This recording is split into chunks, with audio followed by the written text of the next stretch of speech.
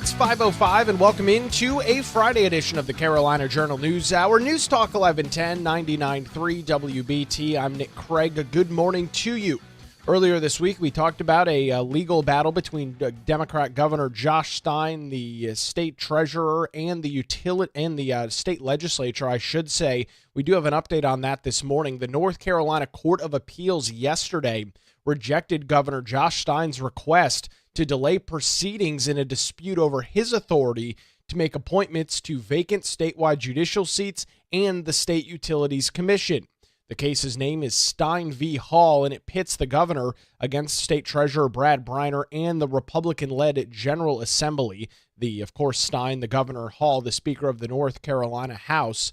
Stein's lawsuit sought to pause the appeal until another related case called Cooper v. Berger is resolved, arguing that both involve overlapping constitutional questions about executive appointments in North Carolina.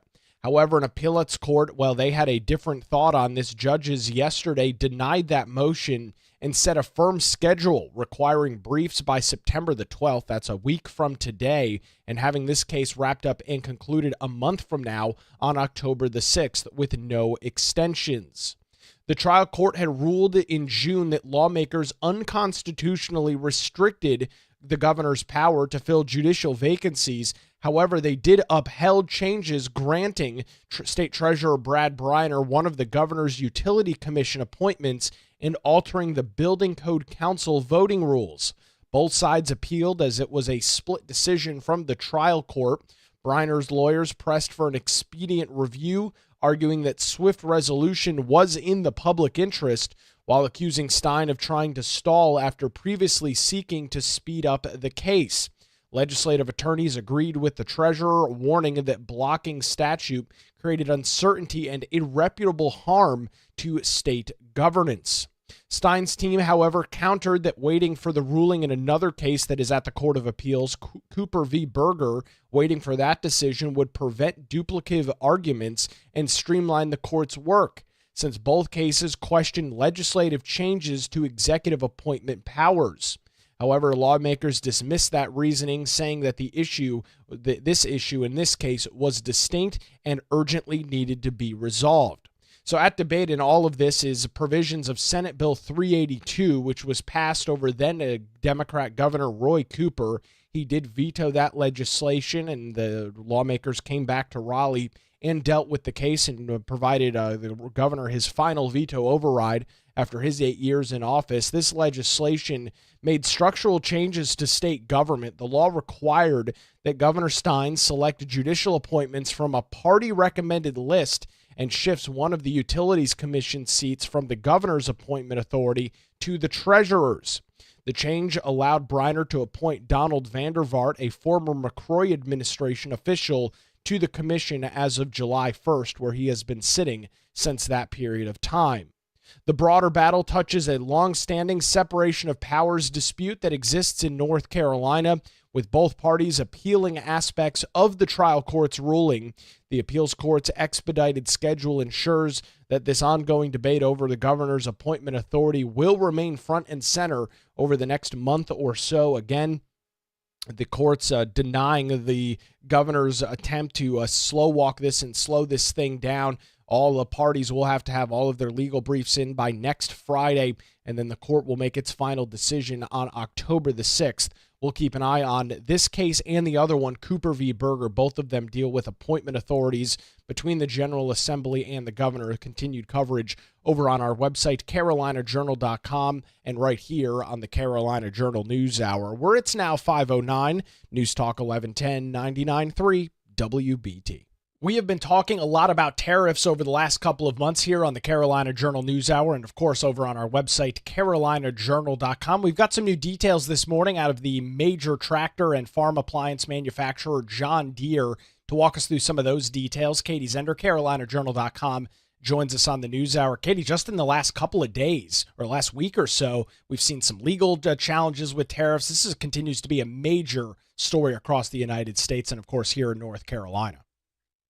Right, Nick. So last Friday, a federal appeals court did rule that President Trump's, or the majority of his tariffs, are illegal. The court voted 7-4 to allow the tariffs to remain in place through the 14th of October, which would give the administration time to file an appeal with the U.S. Supreme Court, which they have already done. They did that on Wednesday. And so they are urging the Supreme Court for a quick ruling on this. So we'll be keeping our eye on that and see what's going to happen with that. There's probably going to be a lot of back and forth with that. This is the same appeals court that actually lifted the block by the Court of International Trade that was instituted earlier in the year. So that's going on right now. And then, as you mentioned, we've got John Deere, which is one of the nation's largest heavy farm equipment manufacturers in the nation. They're predicting major losses as tariffs settle in. And they have said that they have already seen $300 million in tariff-related costs just in the most recent fiscal quarter, according to their August report. And they said they're down 29% in their net income from a year earlier. This is according to a New York Times piece. And then they're also predicting an additional $300 million by the end of the year. So that's a total of $600 million in financial losses just because of the tariffs. In addition to these financial losses, they've also laid off more than 200 employees across Iowa and Illinois, which is where a lot of their factories are. Now, Katie, this is relevant here in North Carolina for a couple of different reasons. Obviously, some of the more large-scale tariff discussions do have an impact on North Carolina's economy. But as we hone in on John Deere, for some of our new listeners, they may not be familiar with the fact that the agricultural industry continues to be the largest business in the state of North Carolina. I think farming and green tractors from John Deere are kind of synonymous, so one and the same there, Katie. So this has a major impact on a huge industry, multi-billion-dollar industry across North Carolina. That's exactly right, Nick. So agriculture is the biggest industry here in North Carolina at $111.1 billion.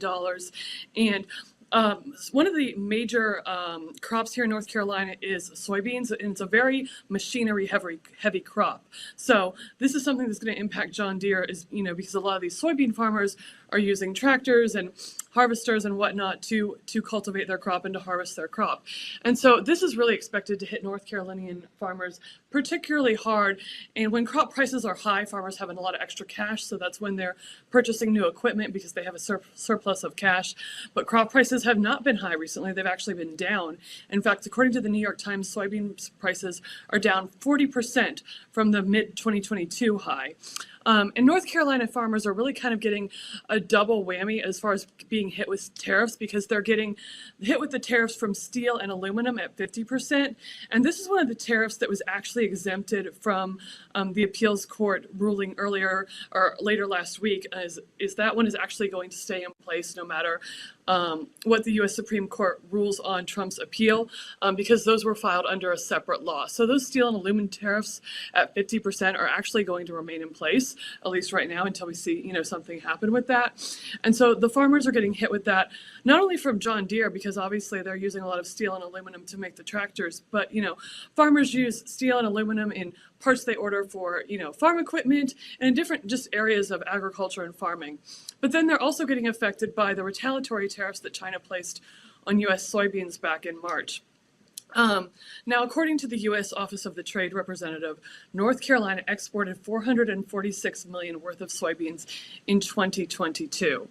And so I spoke with John Sanders. He's the director of our Center for Food, Power, and Life at the John Locke Foundation. He said, "We are beginning to feel the unintended negative consequences of tariffs. 2 years ago, John Deere enjoyed record profits. Now the company is seeing tariff-related spikes in steel and aluminum costs and a steep drop in income, and it has begun layoffs.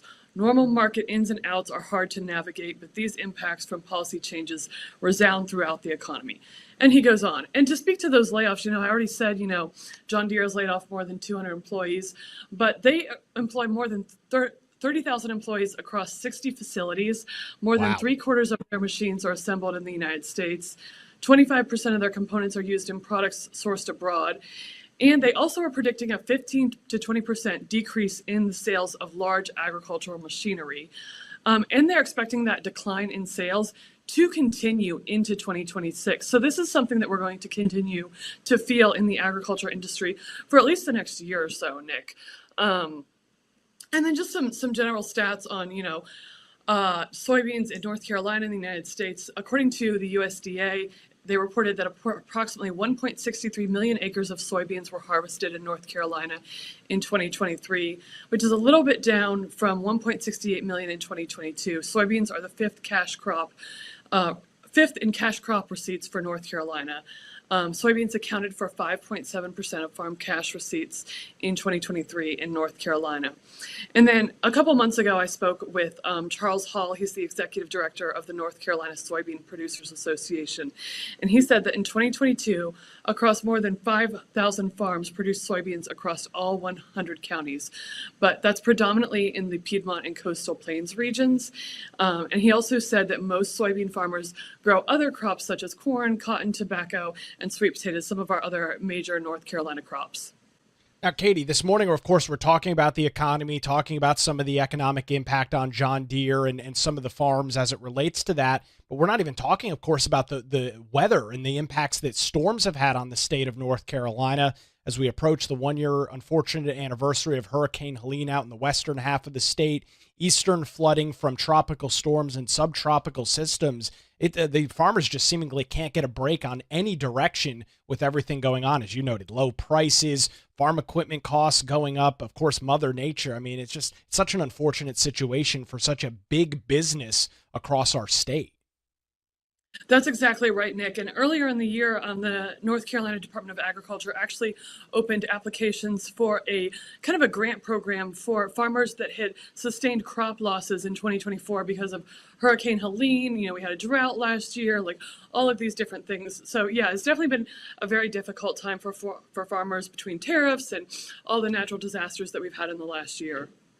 You can read some additional details this morning on our John Deere story, as well as some of the other economic impacts on tariffs across various industries in North Carolina. All those available over on our website, carolinajournal.com. We appreciate the time this morning. Katie Zender joins us on the Carolina Journal News Hour, where it's now 5:17, News Talk 1110, 99.3 WBT. We will get a look at the roadways on your early Friday morning commute with Boomer Von Cannon. Hey, thank you, Nick. Good Friday.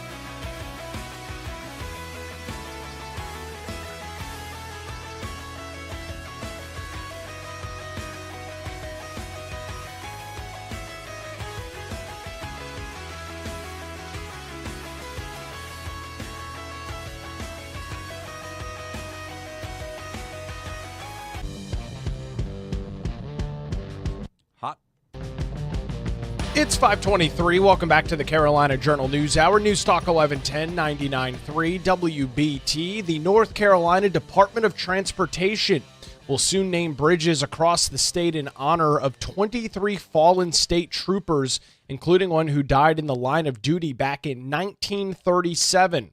Colonel Freddie Johnson, the commander of the North Carolina Highway Patrol, had initiated the effort after hearing from several family members who lost loved ones but did not receive bridge dedications.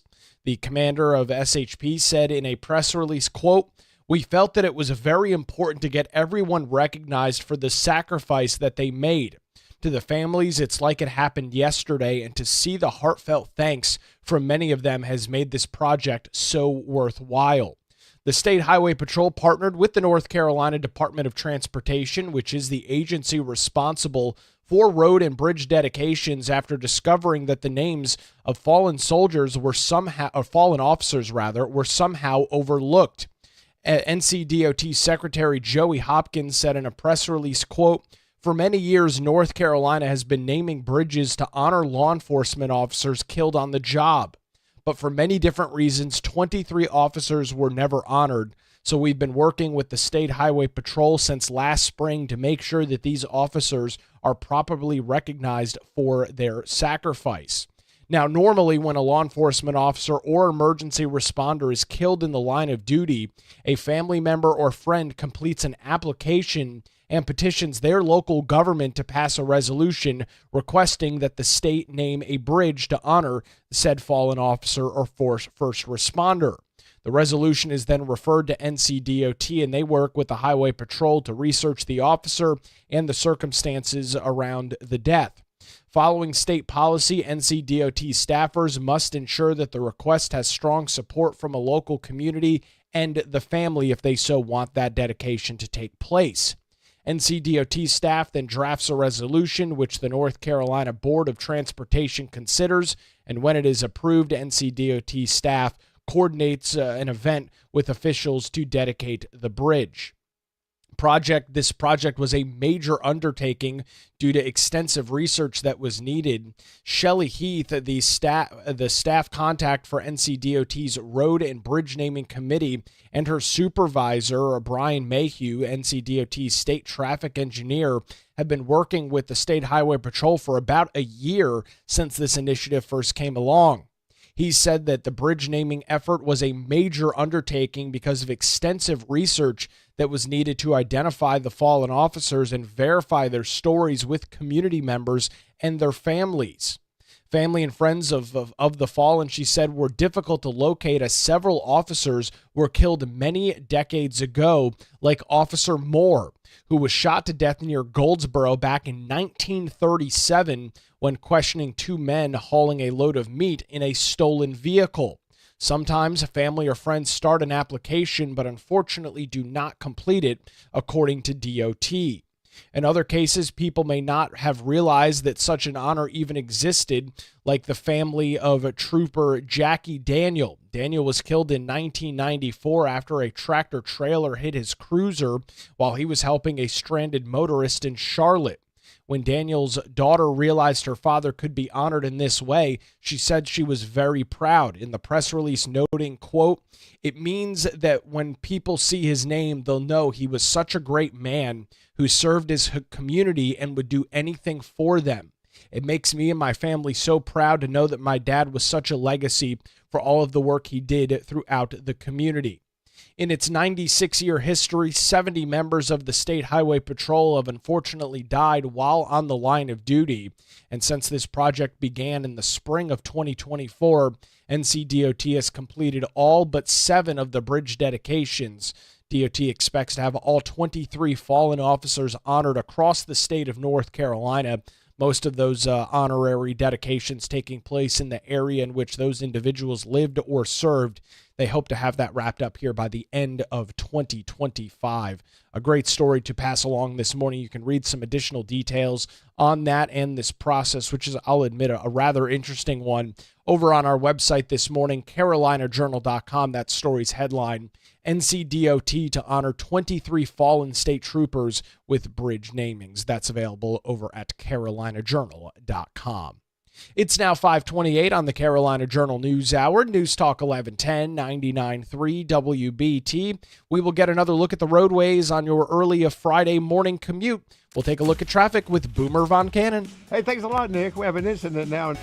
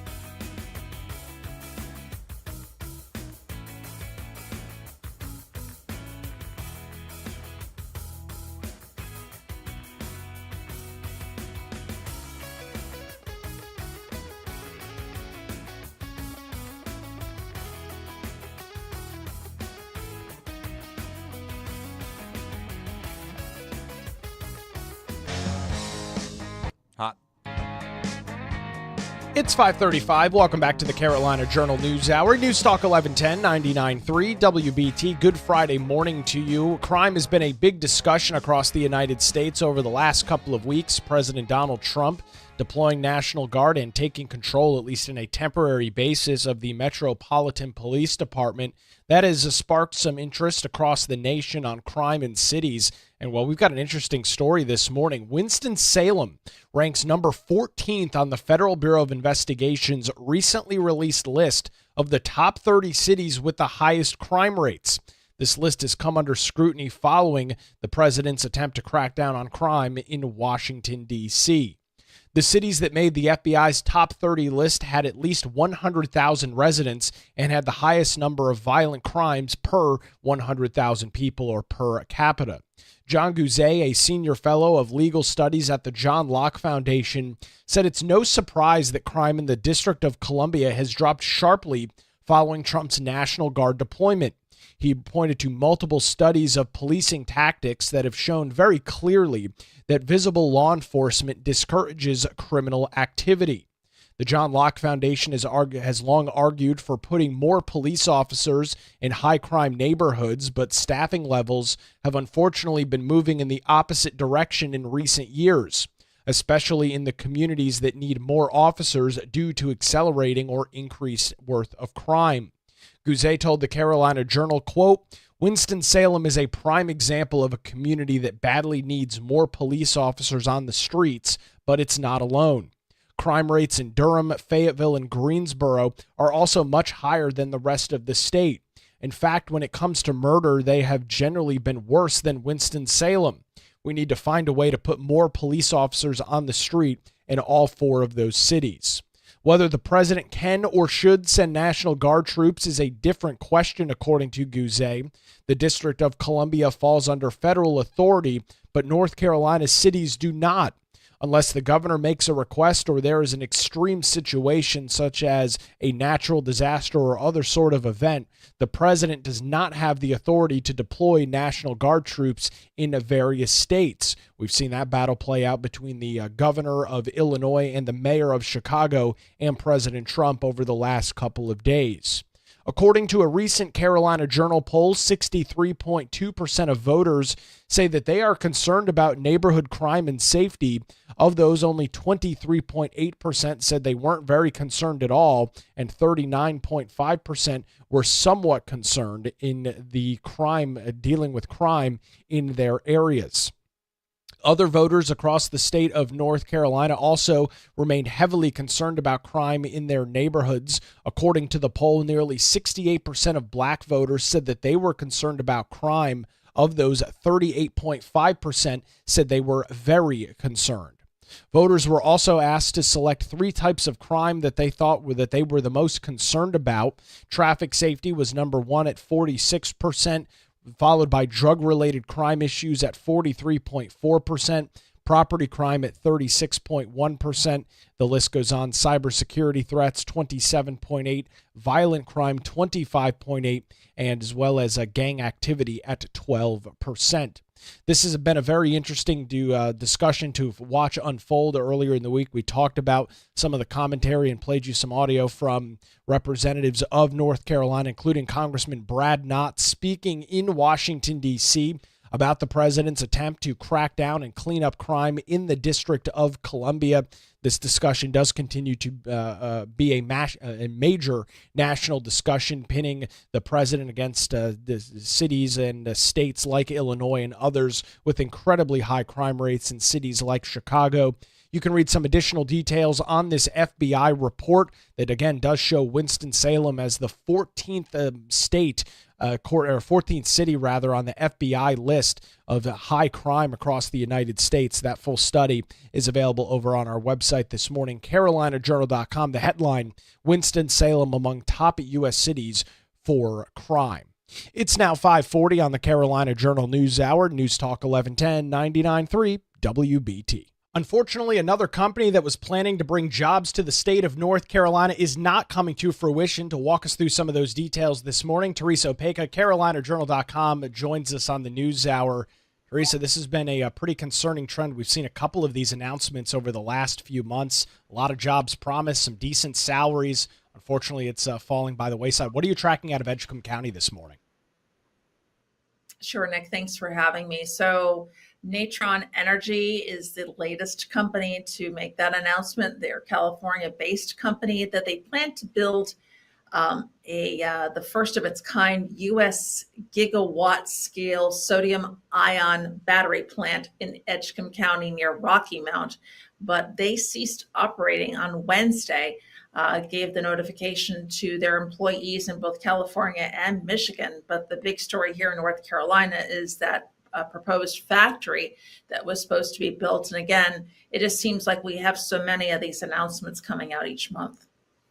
Yeah, of course, this is another company that is in a technology-related field, developing this first kind of battery technology as folks look at maybe replacing lithium-ion or other sorts of battery and power delivery that are available. So, Teresa, I guess it's a relatively risky sector. Earlier last year, they tried going and getting some additional rounds of funding for company expansion, and it just doesn't look like they were able to raise the capital or get enough investors in the door to make something like this a reality. That's right. So the board of directors put out this memo to their employees to let them know that, and also in the warn notice, the notice for the employees when they were closing, they could not raise the sufficient funding to keep going with their current expenses and proposed expenses for the North Carolina plant. So they did try that, but unfortunately it didn't come to fruition, and they have to cease operations in both California and Michigan. And then that proposed plant that was supposed to, be a $1.4 billion factory at the Kingsborough CSX Select mega site and create 1,000 jobs with an average salary of over $64,000. And so, that's the second big blow to that area for proposed jobs.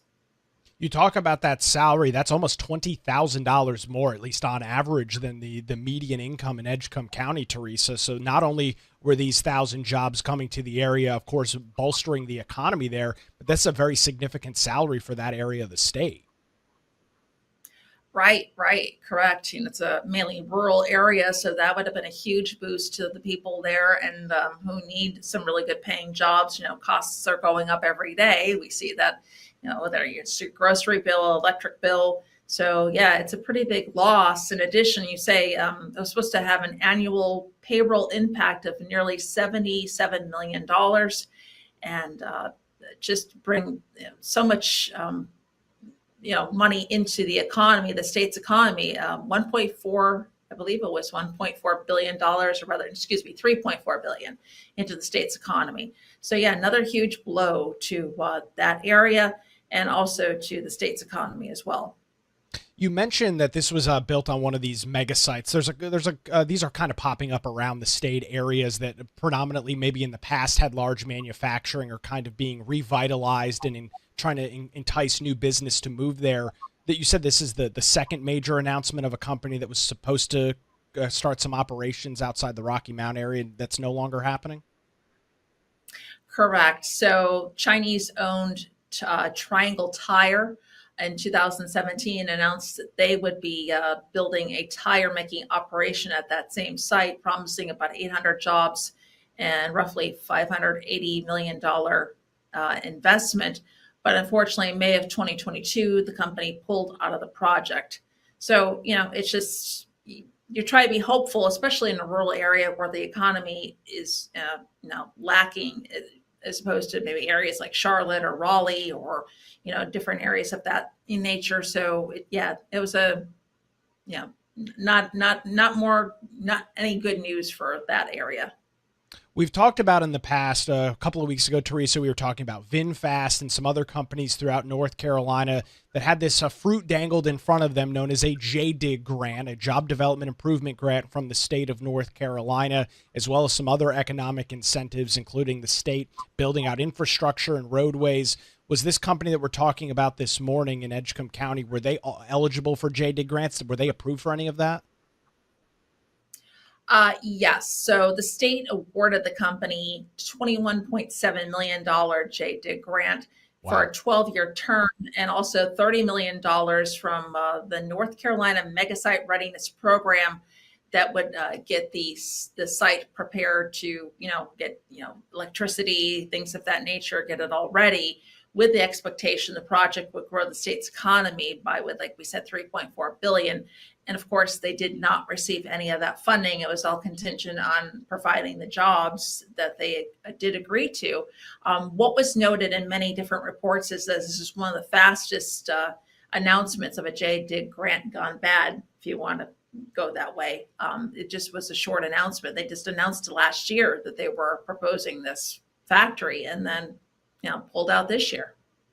Yeah, obviously a pretty quick turnaround time, and that's some unfortunate news for those folks in Edgecombe County and the surrounding areas that could have taken advantage of it. Teresa, we've got some additional details on this company and some other stories related to JDIG and some state investments. Where can folks go and get those details this morning?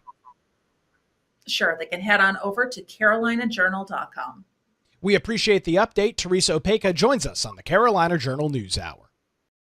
Where it's now 546, News Talk 1110, 99.3 WBT. We'll get another look at traffic on your Friday morning commute with Boomer Von Cannon. Hey, thank you, Nick. Good Friday mornings.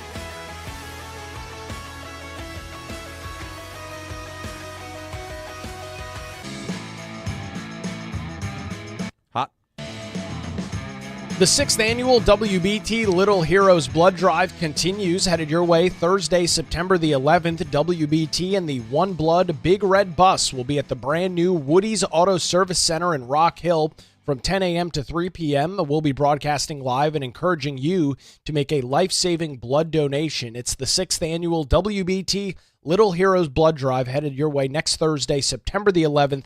At Woody's Auto Service in Rock Hill. Visit WBT.com this morning for location details and to register your appointment today. It's 5:53. Welcome back to the Carolina Journal News Hour. News Talk 1110, 99.3 WBT. Earlier this week, the United States Department of Agriculture announced that it would invest more than $8 million into 5 new projects, including one in North Carolina. These projects are set to improve forest health by reducing wildfire risk and improving water quality. This is a very relevant and timely issue for North Carolina, as Steve Troxler, the commissioner of the North Carolina Department of Agriculture, told lawmakers earlier this year that North Carolina is now the #1 state in the nation at risk for wildfires. The state does have 2 of those primary wildfire seasons, one that passed in the spring and one that's right around the corner in the fall. According to a press release from USDA, the Joint Chiefs Landscape Restoration Partnership Program is a collaborative program between USDA's Natural Resources Conservation Service and the U.S. Forest Service, designed to address conservation challenges across both public and private lands at a very large scale. This year, $8 million will support new projects, completing a $32 million project that has already been invested in 24 ongoing projects. According to Tom Schultz, the Forest Service chief, wildfires have no boundaries, and neither should our prevention work. We need everyone at the table to deliver this kind of active management that will return our forests to health and productivity. Joint Chiefs put local leaders in the driver's seat, enabling cross-boundary work based on shared priorities with states, partners, industries, and forest land owners. It's a win-win. The 5 new projects include efforts across several states to restore and protect essential landscapes. Those projects are going to be taking place in Alabama, Colorado, Wyoming, as well as other natural forests and natural parks, including here in North Carolina. The project is going to be taking place in the Sandhills, where that project is set to take place. It is a Phase 2 project, and it covers Moore, Randolph, Richmond, and Stanley counties, all of that in congressional districts 8 and 9 across our state. The project aims to reduce wildfire risks to communities and landowners by expanding the use of forestry best practices, as well as strengthening the capability and capacity of private landowners to conduct safe and effective prescribed or controlled burns. The natural forest lands that are going to be getting this work done in North Carolina run roughly 18,000 acres and are set to be restored and improved through prescribed fires, as well as other treatments from forest officials. These efforts will lower fuel loads, enhance public and private safety, and help protect communities from wildfire threats. In addition, the project's forest management practices will boost downstream water yield in critical watersheds, as well as helping secure water quality and water quality for residents and industries. Prescribed burns have proven to be one of the most effective forms for wildfire management, and North Carolina is one of 11 southern states that currently have a full-time burn management certification program. You can read some additional details on these 5 projects that are going to be taking place across the United States, one of them in North Carolina, over on our website this morning, carolinajournal.com. The story's headline, NC to be home to new USDA forest project. Well, that's going to do it for a Friday edition of the Carolina Journal News Hour. WBT News is next, followed by Good Morning BT. We're back with you Monday morning, 5 to 6, right here on News Talk 1110 and 99.3 WBT.